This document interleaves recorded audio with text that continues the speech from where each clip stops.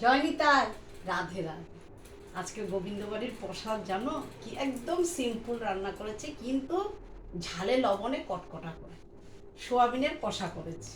এই যে নিরামিষ সোয়াবিনের কষা করেছি, বেগুন ভাজা করেছি, করলা ভাজা করেছি, আর এই দেখো নিরামিষ তরকা বানিয়েছি, আলু দিয়েছি আজকে।